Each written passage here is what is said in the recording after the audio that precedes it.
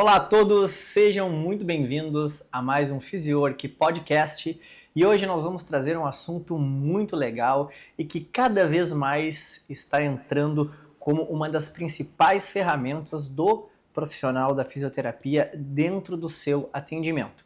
Hoje estamos aqui com Marcelo Schilling, ele que é fisioterapeuta, especialista e vai falar sobre a terapia manual e o poder das mãos, não só aquela velha liberação miofascial, massoterapia, mas sim técnicas de osteopatia, como a osteopatia está inserida no dia a dia dele, na prática clínica. Marcelo, seja muito bem-vindo. Muito obrigado, gente. Muito obrigado, Ramiro, pelo convite.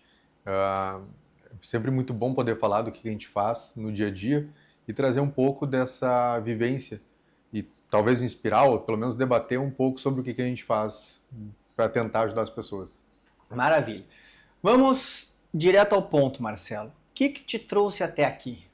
Como foi a tua jornada dentro da fisioterapia, dentro da terapia manual? Onde que tu viu que a necessidade de realizar a formação em osteopatia? Quando que tu viu que o poder das mãos realmente era algo a mais dentro do teu atendimento? Conta um pouquinho da tua história. O que te levou também a fazer fisioterapia?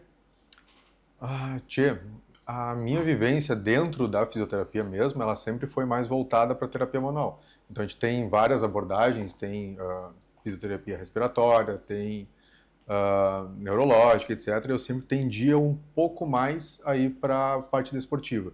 E dentro da área desportiva e traumato, né, a gente acaba atendendo muito com terapia manual. Ela acaba sendo um recurso muito útil e eficaz em lesão aguda, em lesão crônica. Então a resposta é muito rápida e o paciente, a tolerância é aceitável. Então eu sempre usei esse recurso. Dentro da minha vivência ali, eu participei bastante ativo na parte da desportiva mesmo, indo em campeonatos, atendendo dentro de quadra. Depois de graduado, eu participei das Olimpíadas também, sendo manager, né, administrador do centro do vôlei nas Olimpíadas Rio 2016. Então, e logo depois que eu voltei, eu acabei dando início à formação de osteopatia, que são 5 anos, que a osteopatia ela é basicamente terapia manual. Então ali eu aprofundei muito a palpação, algumas técnicas específicas para ligamento, técnicas específicas para musculatura, para diversos tipos de tecido. E assim, o que eu preciso hoje para atender, basicamente é uma maca em minhas mãos. E dentro desses teus conhecimentos, pô, imagina, tu te formou quando, Marcelo? Foi em 2012. Então, em 2016 já estava tendo uma experiência no maior evento esportivo mundial. Como é que foi para ti? Talvez ali 4 anos de formado, a gente considera talvez um tempo curto, já tinha uma bagagem, conseguiu trocar bastante experiências. Nossa, cara, não, foi muito especial, porque realmente eu era muito novo para esse cargo que eu exerci lá, e a pressão era muito grande, então o meu papel era administrar todos os voluntários lá. Então eu fui para o Rio uns 4 meses antes das Olimpíadas, fiquei lá fazendo parte do planejamento, tinha que entender bem como que ia funcionar toda a rota de ambulância, todos os insumos, a gente tinha um posto médico de atleta, um posto médico de espectador, então tudo isso era eu quem gerenciava. E entrar em contato com os voluntários.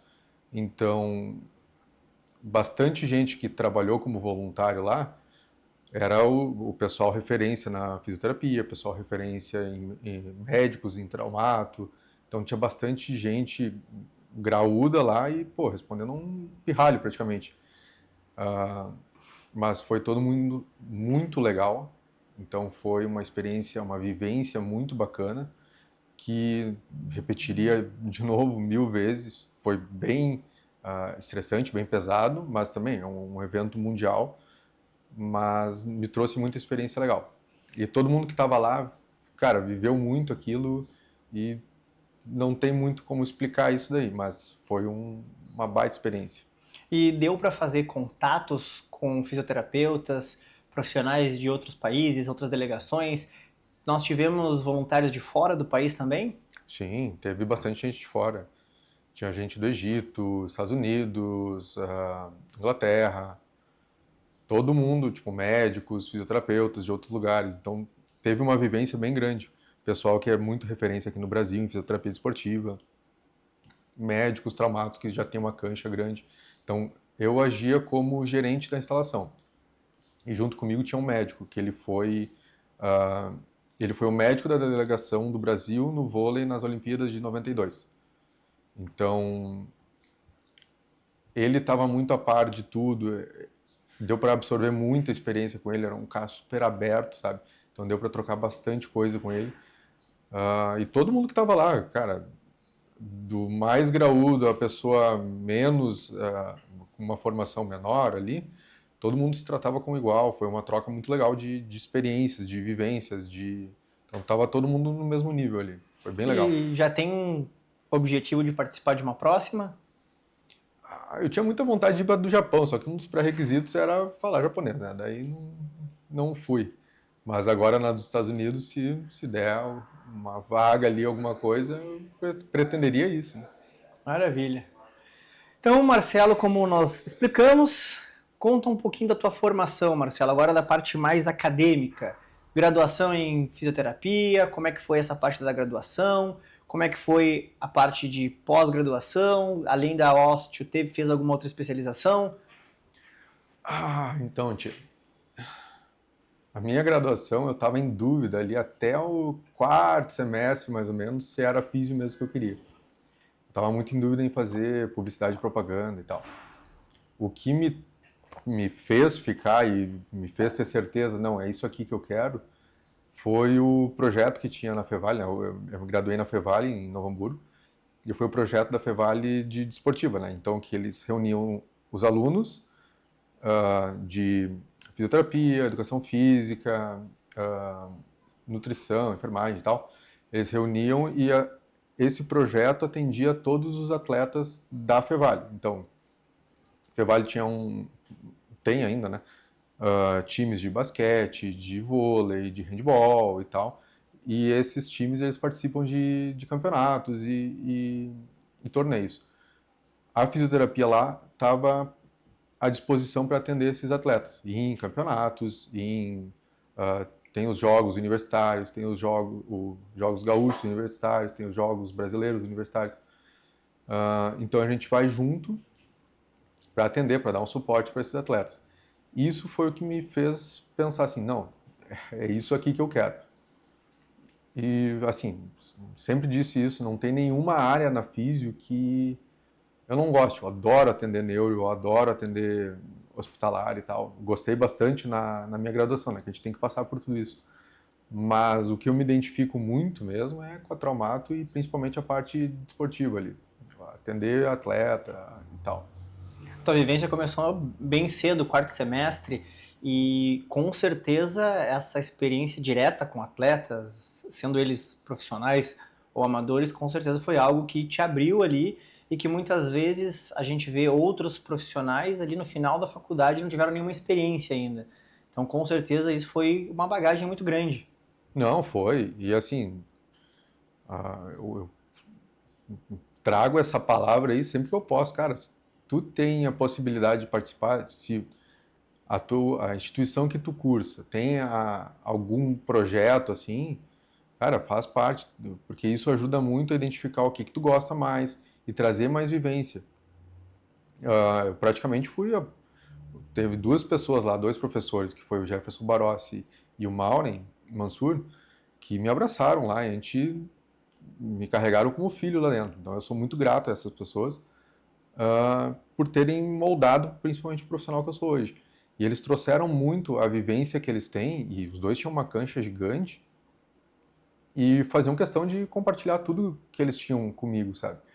E foi um tempo ali que não tinham tantos alunos participando do projeto, então tinha eu, mais dois, três pessoas ali, que tocavam o projeto. Então a gente meio que viveu aquilo, sabe? Não era atenção exclusiva dos professores e eu aprendi muito aí, errando muito, sendo corrigido, acertando muito. Então eu cresci muito dentro do projeto. Não que as aulas não tivessem a sua valia, mas tu ter uma participação disso dentro da tua graduação enriquece muito a graduação. E da maneira que tu falou, que foi praticamente uma mentoria, né? com os Nossa, dois, não, com os dois profissionais. foi muito exclusivo, cara. E foi muito bom mesmo. Isso me ajudou muito, me fez subir muitos degraus muito rápido. Tanto em participar dos jogos universitários e tal. A primeira vez que eu fui, eu tava com muito medo, muito receio. E, tipo, já fui para atender em quadra, sabe? Então, ver pela primeira vez uma ruptura de cruzado ao vivo ali é muito impactante. Tu fica com medo de saber o que fazer, se foi, se não foi, se tu vai tomar a decisão certa, se não vai. Então, ajudou bastante a calejar algumas coisas. E como foi a tua experiência de trabalhar no futebol? Teve um período de estágio no Inter? Como é que foi essa experiência? Verdade. Acabei fazendo ali 1 ano de estágio no Inter, nas categorias de base. E também foi muito bom, justamente por ver como que funciona um clube. E aqui no Brasil, a grana toda, o investimento todo, tu vai ter num centro de futebol, né? Num ambiente de futebol que tem grana para botar ali. Então o Inter é uma referência gigante. Ele tinha equipamentos que, na época, algumas universidades só tinham. Então, tu aprende muito ali. São profissionais muito bons que estão ali trabalhando, tanto médicos, quanto fisioterapeutas, quanto psicólogos. Então, cara, é muito legal a troca. Essa eu acho que foi a primeira vez que eu tive mais contato entre uma interação, contato real ali, né? Entre a interação de interprofissionais, assim. Então, ter um diálogo, debater sobre um paciente com um médico, com outras profissões, foi muito enriquecedor naquela época ali. E que eu vi que, cara, realmente não tem como se todo mundo está trabalhando pelo bem de um paciente, não tem como tu fazer uma coisa sozinho sem conversar com os outros. Todo mundo tem que caminhar pelo mesmo caminho, né? E depois isso fortificou muito mais na parte das Olimpíadas ali, que tinha que passar por um processo de triagem. O vôlei tem algumas regras ali e tal, que a pessoa ela pode optar ou não pelo atendimento do seu médico ou da instalação, né, que daí seria a nossa equipe. Participei também ali um tempo atendendo com tênis, então tênis também, meio que o fisioterapeuta ele tem uma relevância muito grande, porque se eu sou chamado para atendimento, é eu que decido se eu vou atender ou não, eu avalio, né, e eu que decido se a pessoa merece um atendimento ou não, se ela teve uma lesão ou não. E isso muito rápido, tem 2 minutos ali para atender. Então, essas vivências assim de atendimento em quadra e tomada de decisão, isso foi muito bom para o meu crescimento, né?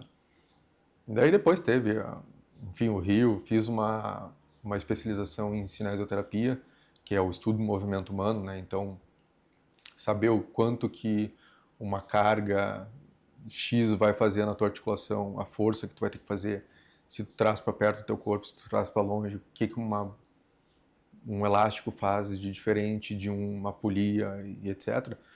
E quantificar isso foi muito bom para o meu crescimento como avaliação. E meu crescimento crítico também como saber o que fazer e saber se eu estou escolhendo a ferramenta certa para fazer o que eu preciso fazer.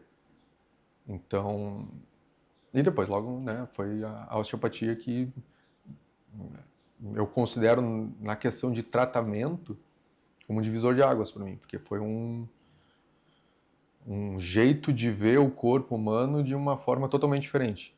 Então a gente vê muito segmentadas as coisas. Tu tem o sistema neural, tem o sistema musculoesquelético, tem o sistema endócrino, o sistema digestivo, papapá. A osteo, ela tende a juntar e unir todos esses sistemas. Então, meio que tudo pode influenciar em tudo. Não tem como te separar uma parte da outra. Se tu fizer uma constrição de algum vaso nessa região, toda a área que ele vai irrigar vai ser comprometida. Então a gente tem que avaliar, entender um pouco de tudo, ou melhor, muito de tudo, para fazer uma avaliação. Quanto mais minuciosa a avaliação, mais assertivo a gente vai ser no nosso tratamento. Então, ele sendo basicamente terapia manual, daí que nem eu disse antes, a gente faz uso de manobras para tecidos como articulação, muscular, tecido neural, tecido visceral. Então, tudo isso a gente consegue manobrar e manipular para trazer um ambiente mais saudável para o corpo. Daí, casando isso tudo com o tempo da tomada de decisão, que eu disse que eu peguei muito, a parte da avaliação crítica e cinesiológica da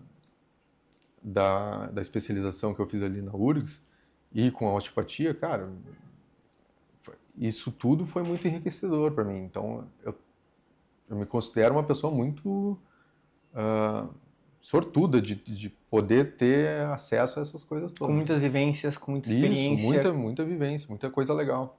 E dentro de todas essas possibilidades que tu já teve possibilidades de estágio, cursos, possibilidades de gestão, como que isso te levou ao caminho do empreendedorismo?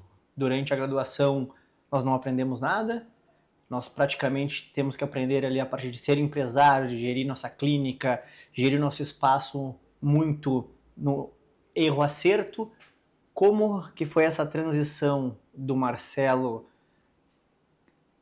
estudante, depois do Marcelo pós-graduado sem ainda um norte, para o Marcelo empresário, que hoje trabalha, tem o seu espaço, tem box de crossfit, e como que é o trabalho multiprofissional dentro desse box?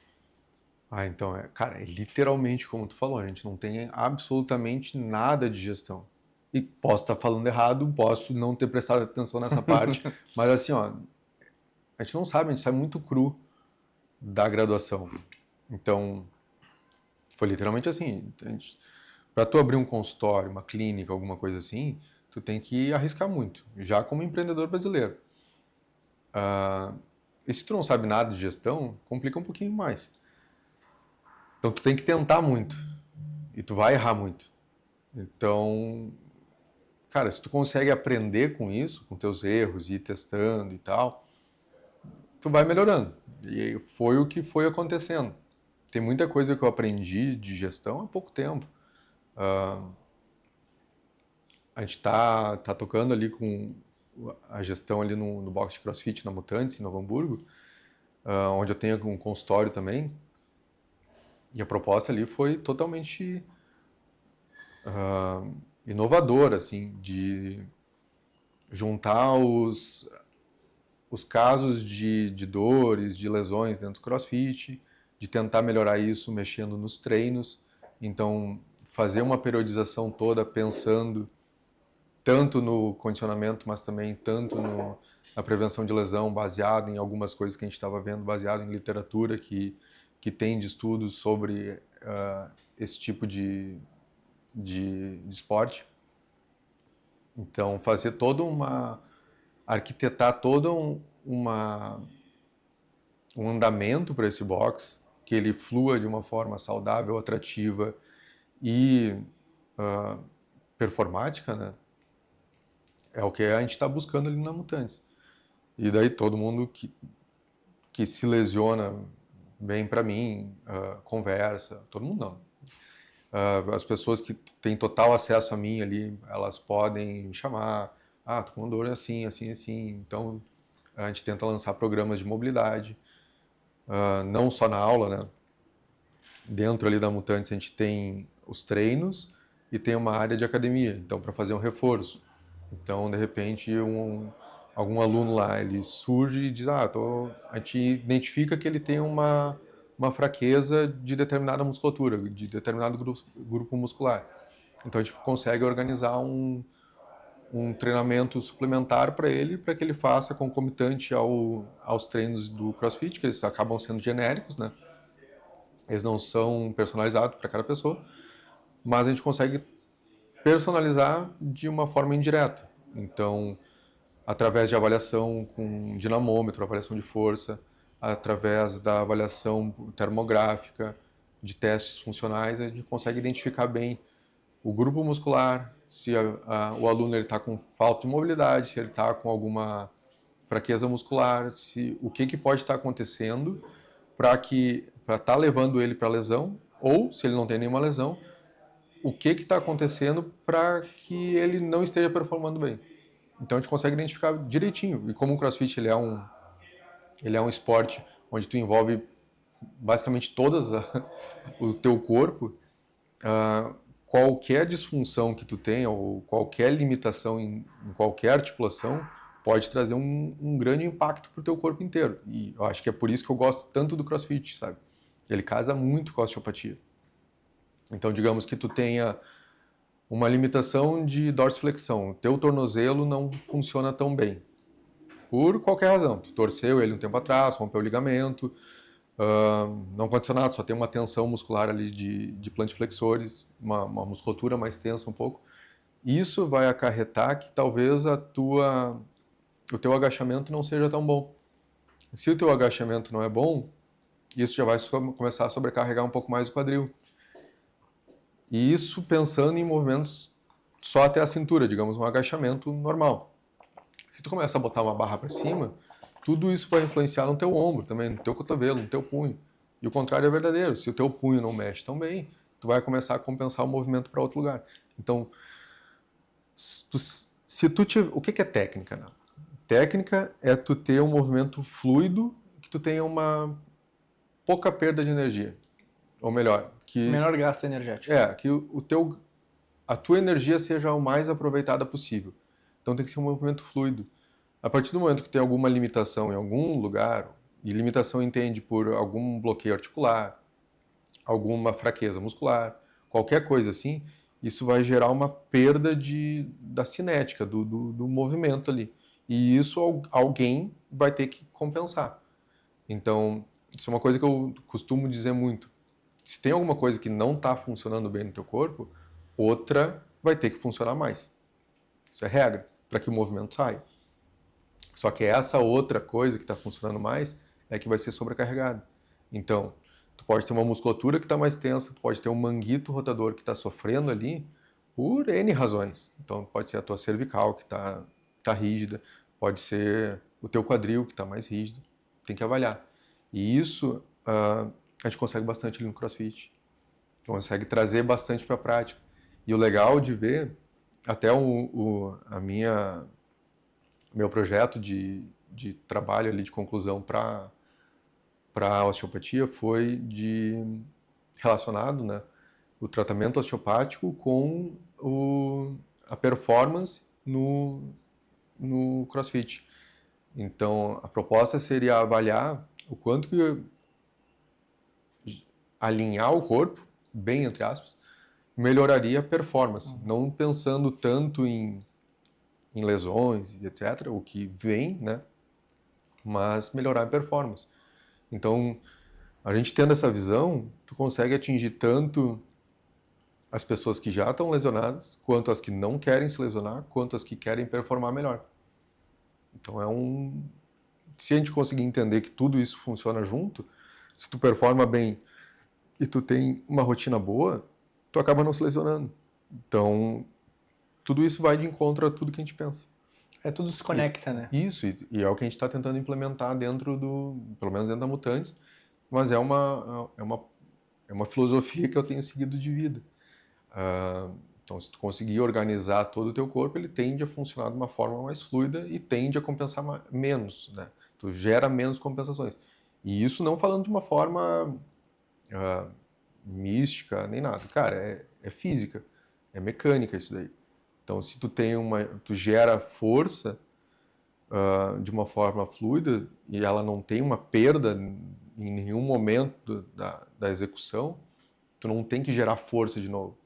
Então, tu só continua gerando essa força e evita uma sobrecarga. Maravilha.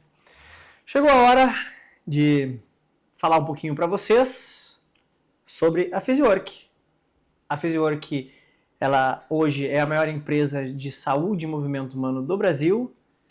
Você está aqui no nosso podcast e eu vou pedir aquela gentileza de sempre. Se inscrever no canal, já deixe seu comentário aqui embaixo, uma pergunta para o Marcelo, algum convidado que você queira que a gente traga aqui, alguma dúvida, alguma informação, clica no sininho que está aqui em cima para sempre que nós tivermos um vídeo novo, um conteúdo, um podcast, você será avisado, e aquele joinha, que quanto mais pessoas receberem esse conteúdo, mais a gente consegue produzir para levar um conteúdo de qualidade para vocês.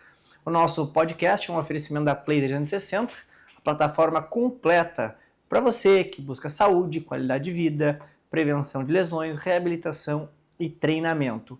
E Made for Men, moda masculina para você que precisa de estilo. Dando sequência, Marcelo, o que realmente faz a terapia manual funcionar? Biomecânica ou neurofisiologia? Então, cara, tem vários fatores aí que fazem ela funcionar, né? A proposta da terapia manual, vamos entender terapia manual que tu só está usando a tua mão. Vários dispositivos, eles tendem a simular o que a gente faz com a mão, e a gente tenta fazer com a mão várias coisas que outros dispositivos se propõem a fazer. Nem todos fazem o que eles estão se propondo. Mas é realmente modular o tecido que está acontecendo ali, ou tentar tratar de alguma forma aquela restrição articular, ou restrição de tecido facial, e tentar melhorar essa condição pro organismo se reestruturar.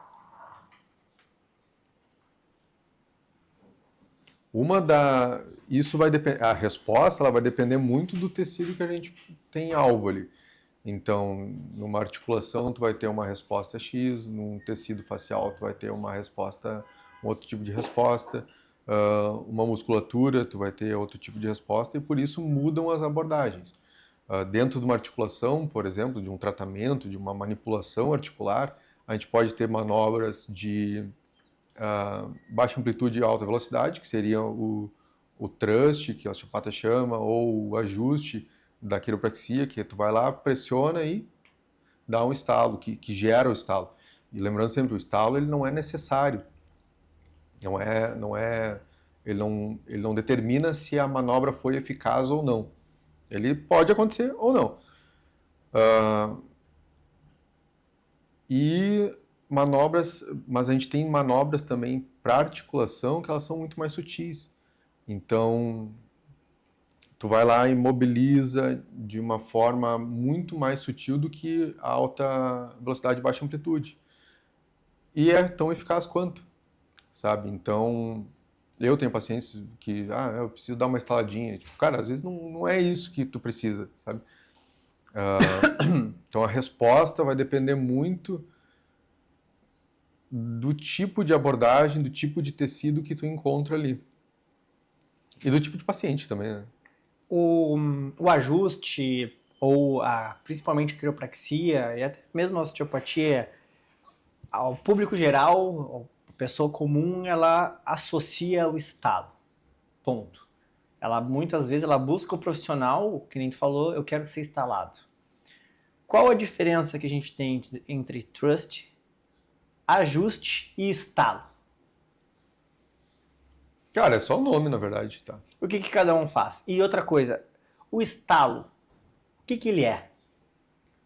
O estalo, pensa que assim, ó, sempre tem pessoas que elas tendem, tipo, a ficar muito tempo parada, e elas mesmas vão lá e se autoajustam, né? Então elas se autoinstalam. O ajuste nada mais é do que uma tensão na região, ela pode ser muscular, é uma rigidez na cápsula que tende a gerar algum tipo de gás ali, um gás carbônico, e o estalo é a liberação desse gás. Tu tá estourando umas bolinhas ali dentro. E isso acaba melhorando de algumas formas a mobilidade, a sensação.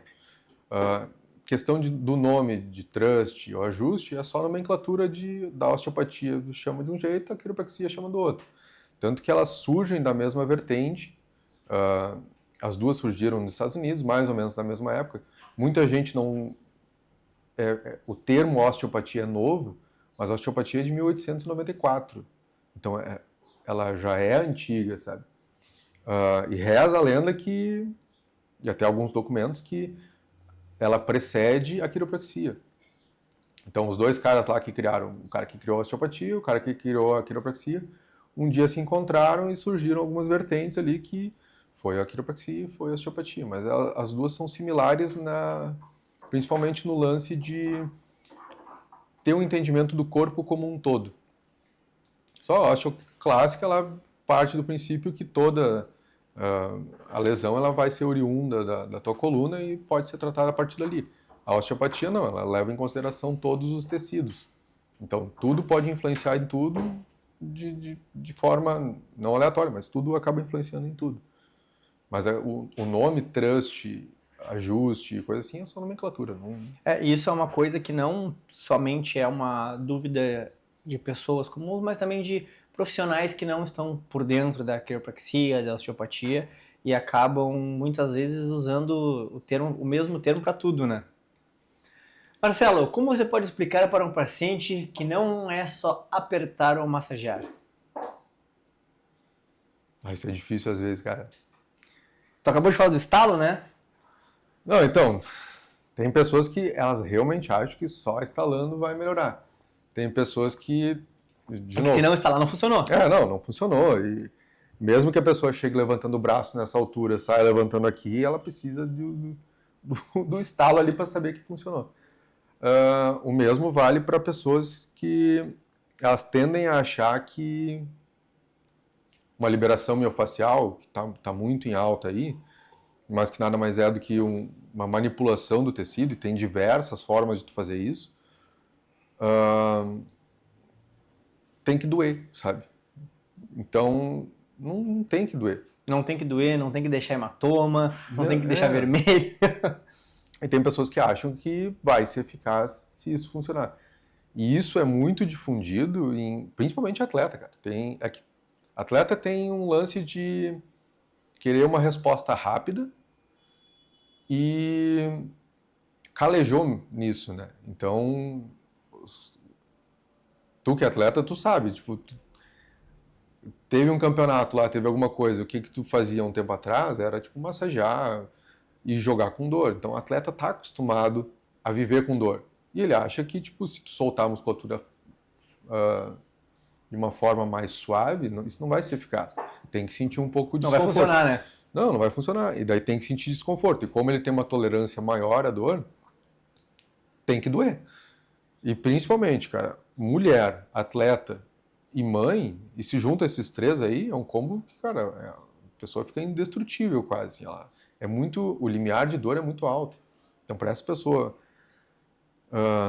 procurar ajuda e normalmente ela aguenta muito e chega num estágio já que já tem mais coisa para mexer do que deveria, sabe? E elas tendem a querer alguma coisa mais eficaz, mais forte, sabe? E nem sempre é o que vai ser o mais eficaz ali. Tu falou bastante da liberação miofascial, que está muito em alta, liberação miofascial, massagens, massoterapia. Como que tu consegue aplicar na tua prática profissional, os teus pacientes, o recovery? Tu tem um protocolo específico? Depende muito do que a pessoa apresenta? Como é que tu trabalha neste contexto? Então, a gente tem eu faço uso de alguns recursos ali.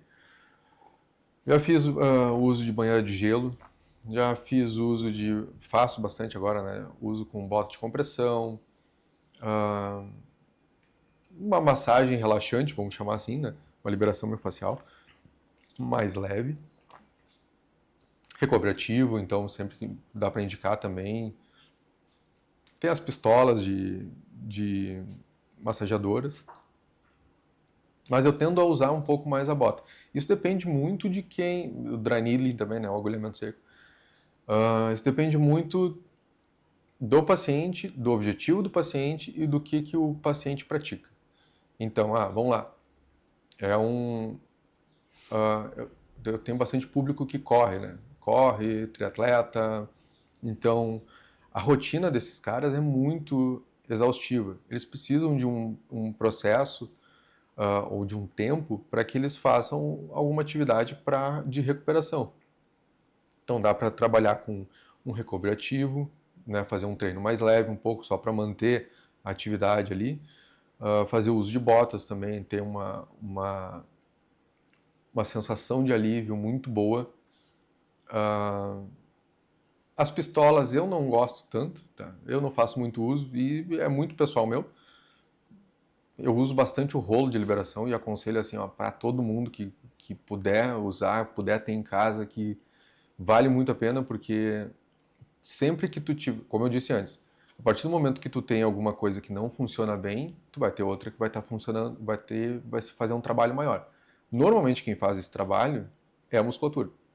Então é muito comum tu ter uma tensão muscular aumentada em algumas regiões. E, cara, principalmente corredor. Porque pensa, cada passo que tu dá correndo é um salto. Quantos saltos tu acha que um cara que faz uma maratona dá? Então, a musculatura ali, principalmente os plantiflexores, a panturrilha, a musculatura do pé, a musculatura da coxa, tudo isso tende a ficar um pouco mais tenso. E o rolo é uma bela saída. Então, tu criar uma rotina de fazer o rolo é muito bom, porque acaba aliviando toda essa tensão excessiva que tu está fazendo ali. É um saco no começo, mas, tipo assim, ó, é uma coisa que em 2 semanas, 3 semanas de um uso relativamente contínuo ali, 1, 2, 3 vezes na semana, já resolve bastante coisa. Então não, e tu acaba tendendo a não sentir tanto. Então o rolo acho que é o principal que eu uso, indico e recomendo. A bota também, uso bastante em função de tu ter um alívio ali muito bom. Principalmente depois de um treino mais forte, ela dá uma sensação muito boa. E acelera ali o principal intuito da bota é aumentar o fluxo sanguíneo e acelerar essa recuperação, né? Então faço bastante uso da bota. A banheira de crio, cara, eu acho ela uma boa, só que ela é um pouco prática. Então é muito difícil de eu botar das pessoas quererem fazer. 2, tu fazer o protocolo ali certinho exige muita coisa. E daí a manutenção, teria que limpar ela a cada uso, teria que manter ali a água. Então para mim, hoje ela não é tão viável por causa dessas questões. Mas é um baita recurso também. O que eu vejo que aconteceu? Ela se popularizou, principalmente com a chegada dessas banheiras portáteis da China. Ficou um custo baixo. Se usou muito por influencers, porém vai totalmente ao oposto do que deveria ser usado. Coloca água, joga gelo de qualquer maneira, não se mede a temperatura, não se faz a substituição da água, ou quando muitas vezes a pessoa está ali e vem e toca mais um saco de gelo ali em cima. Marcelo, qual seria a temperatura ideal e qual o tempo para uma pessoa que nunca fez? Cara, gira em torno de um. Isso eu posso estar errado, tá? Porque faz tempo que eu não uso. E não vi mais nenhum artigo sobre, né? Eu estou bem desatualizado nisso aí. Mas gira em torno de uns 15 graus a água e, cara, é muito rápido, é 5 minutos no máximo, assim, de exposição.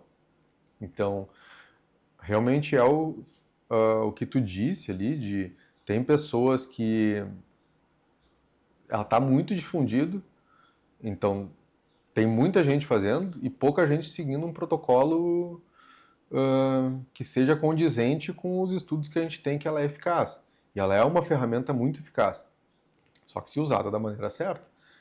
Então, eu acho que ela está sendo muito usada e usada muito de forma errada. Como tu falou, não tem controle de temperatura, não tem controle da De higiene da tempo. água, não tem controle de tempo. Então virou um negócio mais para tu entrar, postar o que tu fez, do que realmente tu seguir um ritual da manutenção ali. Marcelo, como diferenciar sensibilidade, dor e ameaça quando o paciente reage ao toque? Então, a sensação do toque, ela é totalmente subjetiva, né? Ela vai ser muito individual de cada pessoa. Então, e baseada na tua experiência. Se por algum motivo, sei lá, desde que tu é pequeno, eu começo a te dizer assim, Ramiro, tu nunca pode deixar alguém tocar no teu cotovelo. Porque se alguém tocar no teu cotovelo, tu vai morrer. E fico te dando esse input o tempo todo. Ao longo do tempo, cara, quando alguém de fato tocar no teu cotovelo, tu vai sentir a pior dor do mundo, porque tu foi condicionado a isso. Então ela é interpretativa.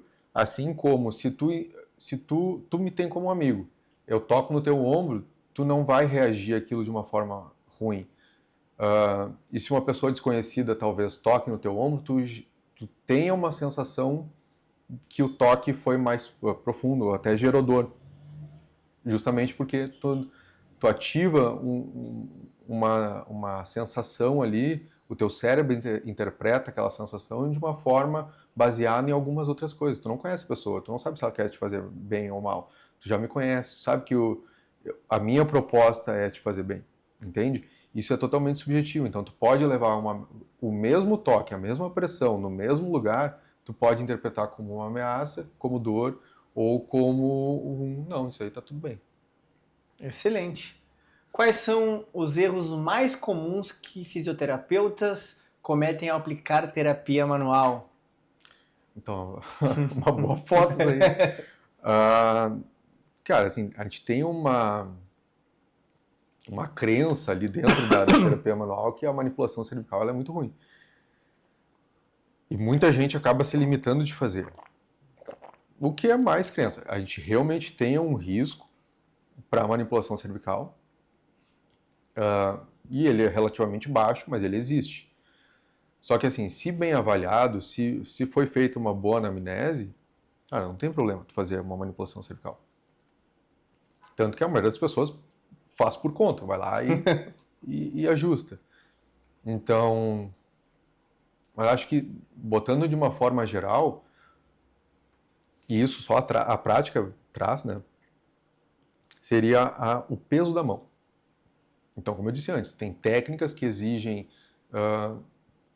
alta velocidade e baixa amplitude. Então, eu tenho que posicionar exatamente a articulação onde eu quero para fazer um movimento muito curto e rápido. Não precisa de força nisso. E às vezes as pessoas põem muita força. Ou vai fazer uma inibição muscular. Então, tá cravando o dedo lá de uma forma que não precisa para liberar uma musculatura. Tu quer fazer uma manipulação de um tecido como um ligamento, que ele responde de uma forma suave também. E tu acaba pesando a mão nisso. Acho que a pressão que tu põe, a intenção que tu põe manipulando ali, ela muda bastante de técnica para técnica. E é o que eu vejo que as pessoas têm mais dificuldade em dosar isso. Hoje, dentro da tua prática, tu consegue fazer atendimentos com a pessoa deitada, decúbito ventral, dorsal, lateral, e a pessoa sentada? Sim. Vamos testar? Vamos ver se o Marcelo é bom nisso? O que é para eu tratar? Vamos. Eu quero que tu avalie a minha cervical, eu quero que tu vá conversando com o pessoal como se eu fosse um paciente. Há 2 semanas atrás eu estava com um torcicolo bem importante, com uma contratura bem forte no romboide do lado direito, após um treino forte de puxada na academia. E eu cheguei para ser tratado por você, e você pode ir vendo o que você encontra. É um estudo de caso para você passar para a galera aí que isso aqui vira corte. E isso aqui, tu tem alguma dor? Você apresenta algum desconforto, alguma dificuldade para fazer qualquer movimento? Sim, assim, ó. Tá, e tu tem... Aqui, ó, se eu faço esse movimento aqui, eu sinto uma pontada bem no romboide, do lado direito. Por que tu acha que é romboide? Porque eu sinto lá. Quem é que te disse que é romboide? Eu abri o Google, escrevi onde estava a dor e ele me disse. Tá. Sou paciente. Mas aqui, ó, muito provável que não seja romboide porque ele não tem tanta influência assim na tua cervical, tá? Embora o teu elevador da escápula tenha. E ele faz exatamente nessa posição, tu põe ele em estiramento. Então pode ter mais a ver com o teu elevador da escápula do que necessariamente o teu romboide. Ele sai muito perto um do outro. E o elevador da escápula ele tem bastante influência também em torcicolo. Então, o que eu consigo ver já em ti aqui é que tu tem uma tensão maior do teu peitoral aqui. Tu tende a ter uma protusão dos teus ombros, tá? Isso, na prática, ela acaba não sendo muito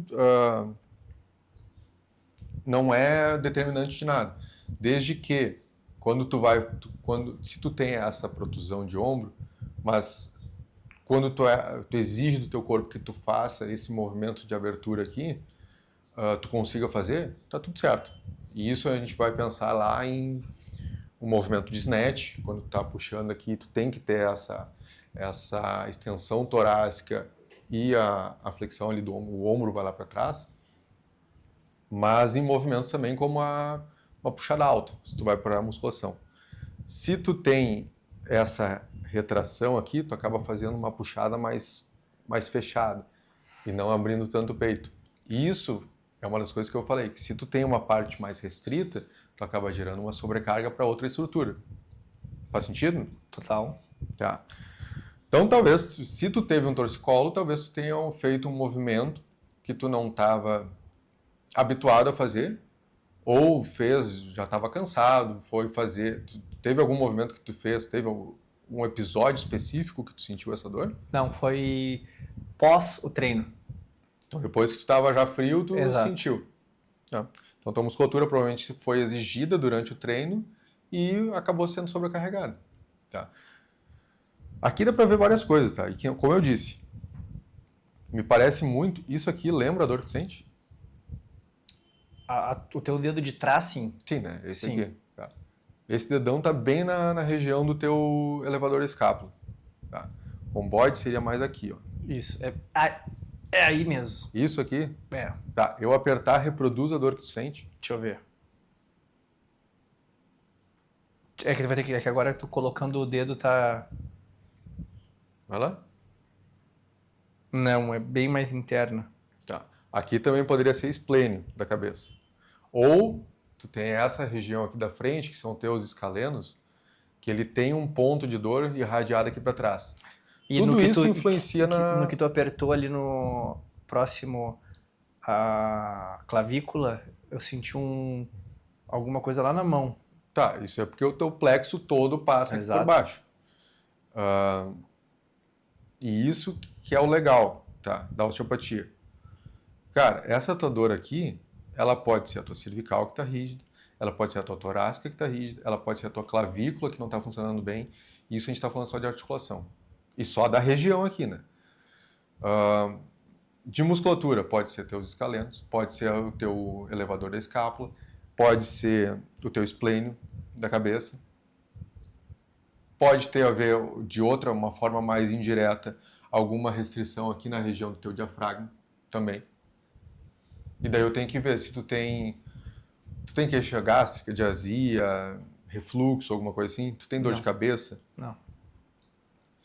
Durante a anamnese, é isso que eu vou colhendo e eu consigo ser mais assertivo do tipo, chegar aqui e, bom, é aqui que tá, isso aqui vai resolver o teu problema. Não quer dizer que eu tocar nessa região te dá a dor que tu sente, que isso aqui vai resolver. Entende? Porque isso aqui pode estar sendo só a ponta do iceberg. Esse músculo aqui, a gente já identificou que é ele que está te doendo, é ele que está te causando a dor. Parecida com o que tu sente, tá? Tu põe lá em alongamento, volta. É ele que está te incomodando. Mas o porquê que ele está sendo sobrecarregado, isso é uma coisa que a gente tem que investigar. Eu teria que ver teu punho, tem que ver teu cotovelo, tem que ver teu ombro, tem que ver tua torácica, tem que ver tua cervical. Casar com tudo isso que eu colhi na tua avaliação. E vai totalmente ao encontro de onde eu queria chegar com isso aqui. Que muitas vezes a gente vê o profissional, o estudante, uma pessoa que tem dor no ombro, que tem dor no pescoço, querer colocar todas as fichas para tratar o ombro e o pescoço, e não ver esse olhar mais global que tu acabou de falar. Não, é muito comum a gente ter uma avaliação local e um tratamento local. E daí é uma coisa que eu vou lá, trato aqui, Ramiro sai 100% da minha consulta. Em uma semana ele volta com a mesma dor. Porque eu eliminei o que estava gerando a dor, o que estava o gatilho da dor. Porém, acabei não eliminando o que estava causando de fato a dor. Então, é por isso que a avaliação da osteo ela é muito mais rica. Eu tenho que levar em consideração tudo que está acontecendo com o paciente, tudo que já aconteceu, todo o histórico dele de o que ele come, se ele está dormindo bem, se ele está tendo um sono de qualidade, se ele está se alimentando bem, se ele tem alguma doença associada, se ele faz uso de algum medicamento que possa estar influenciando. Então, tudo isso é levado em consideração. Aqui também a gente pode ter uma costela mexendo pior do que tá, e a tua tá. Ela tá mais rígida. Então, tudo isso, ó, a costela ela tem que fazer o movimento de quando tu puxa o ar, ela expande, né? Ela fazer esse movimento aqui, e quando solta, ela baixa. Se por algum motivo um lado está fazendo e outro não, tudo que está em volta ali, toda a musculatura que está em volta, vai acabar sendo compensado. Imagina assim, ó. E isso é um bom exemplo de como funciona basicamente uma articulação, tá? Imagina que a tua articulação é uma porta, certo? Se essa porta e tu é um músculo, vamos fingir ali que o braço é um tendão e eu sou o músculo, tá? Então, quando eu puxo a porta abre, certo? Quando o músculo contrai, ele mexe a articulação, mexe o osso. Faz sentido para ti que se essa porta estiver emperrada, eu vou ter que fazer mais força? Sim. E é isso que acontece. Não adianta eu soltar a musculatura. Eu tenho que mexer na articulação, eu tenho que mexer na porta, eu tenho que liberar essa porta. Porque senão isso vai continuar acontecendo. O que acontece às vezes é tipo, o cara lá que abre a porta, o músculo, tu acaba relaxando ele, tu dá uma folga pro cara que tá abrindo e fechando a porta, mas ele vai ter que abrir e fechar aquela porta emperrada de novo. Se tu não permite essa melhora no funcionamento articular ali, tu não vai conseguir tratar esse cara. Não vai conseguir dar sossego para esse músculo ali que está em sofrimento. Então teriam que... É muito difícil, é muito comum fazer isso daí, de tipo, é só uma soltadinha, é só um músculo, é só uma dorzinha aqui. Mas isso acaba não sendo efetivo. Então, tu precisa ter uma avaliação um pouco mais rica para saber o que está acontecendo de fato. É muito fácil chegar aqui, ficar apertando, fazer uma liberação desse músculo, ou chegar aqui e manipular a tua cervical e talvez isso causar o relaxamento e talvez essa porta aqui esteja causando a sobrecarga dessa musculatura. Pode ser a tua cervical aqui também, não sei, mas eu teria que avaliar melhor. Maravilha. Pegou tudo, Jorginho? Excelente. Então, o mais interessante e o melhor é não termos um roteiro pré-estabelecido, para a gente poder trazer esse tipo de conteúdo, esse conteúdo de qualidade que realmente é um diferencial para você, aluno profissional que está nos assistindo. Qual é o futuro da terapia manual dentro da fisioterapia baseada em evidência? O futuro é rico, né? Porque tem muitas coisas que a gente usa na terapia manual que tem uma evidência um pouco fraca ainda, mas muito porque muita gente acabou não fazendo estudos sobre, ou os estudos que tem são mal conduzidos, não tem ferramenta boa para avaliar. Então, pelo menos dentro da osteopatia, é muito difícil da gente fazer um estudo eficaz, já que o tratamento ele é muito individualizado. A partir do momento que um programa de pesquisa for implementado ali, que siga vamos avaliar a eficácia de determinada técnica. E eu pego 1000 pessoas ali e aplico a mesma técnica e vejo se essa técnica foi eficaz ou não foi. Isso não é o que a osteopatia faz, entende? Teriam que ter as 1000 pessoas teriam que ter a mesma condição, a mesma restrição articular, a mesma para ter um resultado mais eficaz. Então, as evidências que a gente tem ali, elas são muito mais palpáveis em qualitativo. Então, a pessoa teve a intervenção ali osteopática e isso melhorou ou não melhorou. Isso vai muito também com a terapia manual. Tem algumas formas de mensurar. Como eu te trouxe antes ali do meu trabalho de conclusão, ele ia ser avaliado, eu ia fazer uma avaliação de performance. Então, eu peguei algumas avaliações de como o movimento de snatch, que é o arranco do levantamento de peso, como que ele é avaliado. Então, basicamente por trajetória de barra, aceleração da barra, etc. A gente ia pegar uma avaliação com câmeras para ver como que para avaliar milimetricamente a aceleração da barra, se ela muda ou não muda com o tratamento osteopático. Então, a base era, eu melhorando a condição daquele corpo, ele vai conseguir gerar mais força de forma fluida, que foi tudo que eu falei até agora. Então, só que é um estudo muito caro de fazer também. A gente está tendo mais acesso a algumas coisas que nos facilitam muito essa percepção e aumentam a nossa base de pesquisa. Então, eu realmente acho que o futuro é muito promissor na área da terapia manual. Até porque a clínica, quem atende, né, com a ferramenta da terapia manual, vamos chamar assim, tu vê uma melhora muito, muito rápida, muito absurda, assim. E, de novo, muitas ferramentas simulam o que a gente faz com a mão e a nossa mão simula o que a gente faz com muitas ferramentas. Só que uma coisa que, na minha opinião, eu não abro mão, pelo menos, é o tato.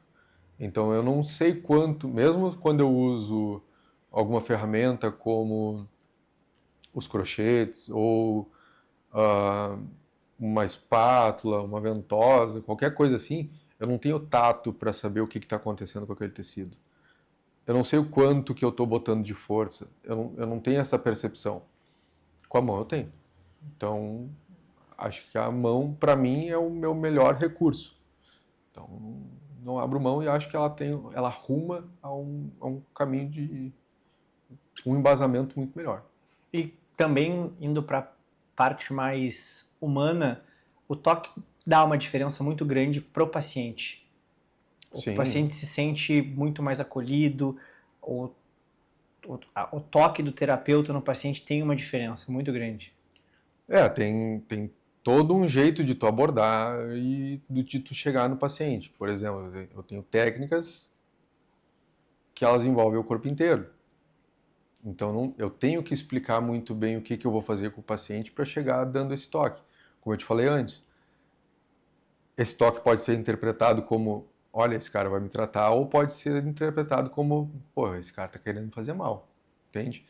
Então, eu tranquilizar e dar essa informação para o meu paciente é muito importante.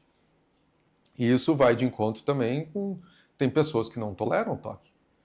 Tem religiões que não toleram o toque.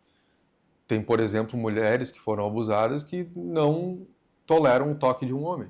Isso tudo tem que ser levado em consideração. E isso tudo vai influenciar no teu tratamento. Por melhor que eu seja, com a melhor das intenções, com o melhor dos toques, se eu não explicar para a minha paciente que, por exemplo, sofreu um abuso e ela tem um trauma a um toque, a uma abordagem de um homem ou de qualquer pessoa, ou se, independente da pessoa que seja, se ela entende que o meu toque é agressivo, o meu tratamento não vai ser eficaz. Ela não vai entender que aquilo ali está ali para ajudar ela. E ela não vai se permitir ser ajudada, entre aspas, ali, mas ela não vai estar suscetível àquilo. E não vai ser eficaz. Então, quanto mais eu informar, quanto mais eu tranquilizar a pessoa, melhor vai ser. Então, um discurso que eu uso sempre é, tipo assim, sempre que eu falo para meus pacientes, sempre que eu estiver fazendo alguma coisa que está desconfortável para ti, me avisa que a gente troca abordagem. Eu não preciso te instalar, eu não preciso te fazer alguma coisa. Tem certas formas que é melhor algumas manobras, mas a minha caixa de ferramentas é grande. Eu não preciso usar uma abordagem só. Eu consigo ter outras abordagens para o mesmo fim. E talvez demore um pouco mais, mas vai ser mais assertivo do que eu tentar forçar uma coisa que não é o que o paciente está aceitando naquele momento. Principalmente na primeira vez, porque ele não sabe o que eu estou fazendo muito bem ali. Então, ter uma conversa, ter um diálogo claro e esclarecedor, isso ajuda muito no tratamento. Sensacional. Marcelo, estamos chegando ao fim. Uma série de ping-pong, bate e volta. Um livro essencial para quem trabalha com o corpo. Qualquer livro de anatomia. Prometheus, o Néter, qualquer coisa assim.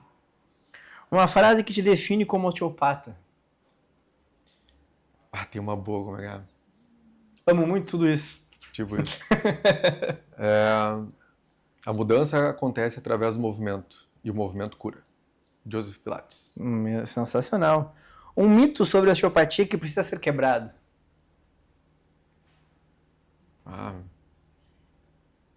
O estalo precisa acontecer. Dor é, Chata. na tua concepção, como tu define dor? Dor é uma reação do teu corpo, é um alerta do teu corpo. Para alguma coisa que está errado. É um sintoma ali. E como tu definiria o toque é? Depende do toque, mas o meu tende a ser cura. Maravilha. A minha sugestão de livro, gente, para quem quer conhecer um pouco mais sobre corpo, é O Corpo Fala. É um livro muito bacana, que ele tem um ar não tão acadêmico como um livro de anatomia, mas é uma leitura bacana para quem quer entender mais sobre o corpo. Marcelo, a gente tem aqui o nosso ritual, que é te entregar esta caixinha aqui, onde dentro dela nós colocamos coisas que nós julgamos importantes, principalmente para os nossos convidados, porque a gente entende que como uma empresa educacional a gente precisa incentivar aquilo que vai nos trazer retorno. E aqui a gente traz um kit que esperamos que você goste bastante, que você utilize no seu dia a dia. Olha só. Mas principalmente, eu sei que tu gosta de café. Eu sou viciado. Esse é um café que tu consegue fazer ele diretamente na canequinha. E esse livro que é um livro que eu acredito que combina muito com a pessoa que tu é, que ele vai ser, na verdade, um guia prático para te trabalhar coisas importantes da tua vida. É um livro que eu li recentemente, ganhei de presente também, e acredito que vai ser muito bacana e que tu vai gostar bastante. Tu não fez nenhuma dedicatória aqui? Não fiz. Dá tempo ainda. Faltou, né? Não, mas cara, muito obrigado pelo convite. E sempre que tu convidar eu vou aceitar. Eu adoro falar sobre o que eu faço, eu realmente gosto do que eu faço. E faço com gosto. E quando quiser trocar uma ideia sobre anatomia, qualquer tipo de tratamento, qualquer coisa assim, eu tento sempre estar por dentro do que tem de mais novo, então qualquer loucura que tiver aí, a gente tenta se apropriar, ou sobre café também, eu gosto de falar sobre café. Então, pessoal, gostaria de agradecer a todos por mais este podcast, hoje com o Marcelo Schilling, que falou muito para nós sobre terapia manual, sobre osteopatia.